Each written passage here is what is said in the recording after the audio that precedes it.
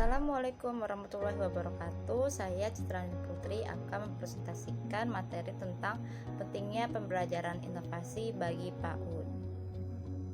Ringkasan materi UAS MK Inovasi Pembelajaran PAUD atas nama Citra Andini Putri.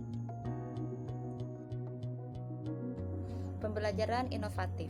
Pembelajaran inovatif merupakan bentuk pembelajaran yang menarik, menyenangkan, dan dapat memfasilitasi perkembangan dan kebutuhan anak, khususnya PAUD. Adapun bentuk pembelajaran inovatif adalah menggabungkan atau mengkolaborasikan beberapa aspek penting yang dapat memperluas isi pelajaran menjadi sesuatu yang baru. Pembelajaran inovatif di lembaga PAUD memiliki beberapa karakteristik, diantaranya 1. Inovatif pada materi atau kegiatan. Yang kedua, inovatif pada metode. Yang ketiga, inovatif pada alat peraga. Dan yang keempat, pembelajaran berbasis pada kearifan budaya lokal. Pembelajaran inovatif menghindari pembelajaran secara konvensional yang masih sering terjadi pada praktik pembelajaran di sekolah. Guru atau pendidik anak usia dini secara umum adalah sebagai pamong belajar, fasilitator, tutor yang memiliki ciri atau sifat sebagai berikut. Yang pertama, sosok yang memiliki karisma. Yang kedua, kemampuan merancang program pembelajaran. Yang ketiga, mampu menata dan mengelola kelas dengan efektif dan efisien.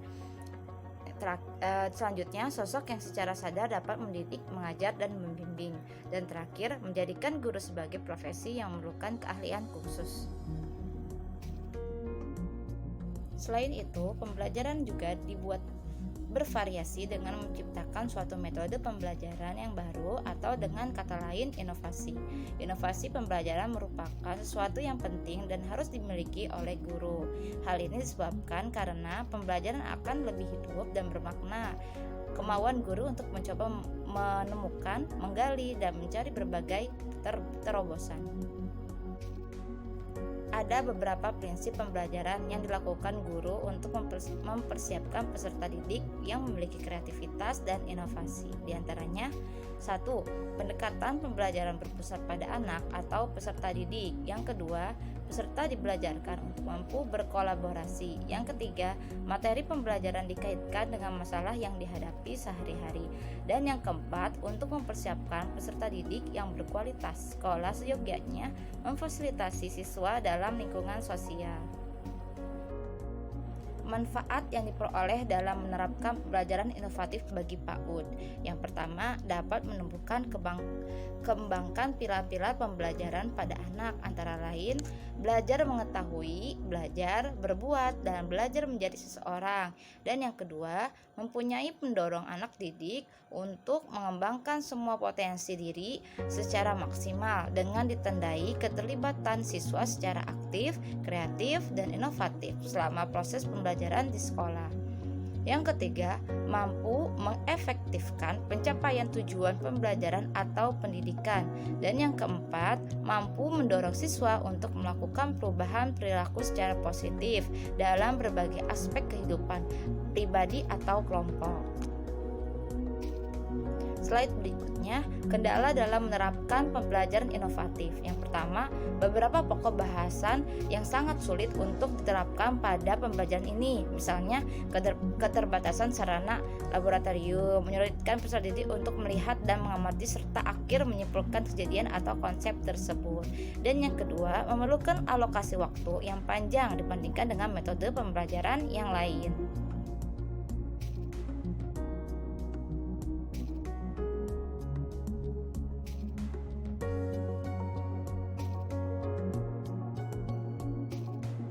Solusi untuk menghadapi kendala tersebut adalah guru harus mengupdate perkembangan zaman terkait model pembelajaran inovasi dan terus mencoba untuk melakukan hal yang baru. Yang kedua, guru harus mampu membuat rencana pembelajaran dengan baik dan menetapkan waktu berdasarkan fase sehingga materi yang diajarkan bisa tersistematis. Yang ketiga, guru harus lebih kreatif, merancang dengan menggunakan fitur atau aplikasi pembelajaran yang terintegrasi dengan internet sehingga memudahkan proses pembelajaran. Kesimpulan, pelaksanaan pembelajaran yang inovatif harus disesuaikan dengan berdasarkan tema di sekolah. Tak lepas dari itu, guru juga harus menciptakan model pembelajaran yang menarik dan adanya Inovasi agar anak-anak tidak merasa bosan. Kemajuan suatu lembaga pendidikan anak usia dini sangat tergantung pada kepemimpinan guru yang kreatif dalam mencari sumber pembelajaran yang lebih baik, membuat alat atau peraga media, dan mendesain kelas yang dapat menjadikan pemahaman peserta didik memahami materi pembelajaran. Cukup sekian, terima kasih. Mohon maaf apabila ada kesalahan kata. Wabillahi taufiq wal hidayah. Wassalamualaikum warahmatullahi wabarakatuh.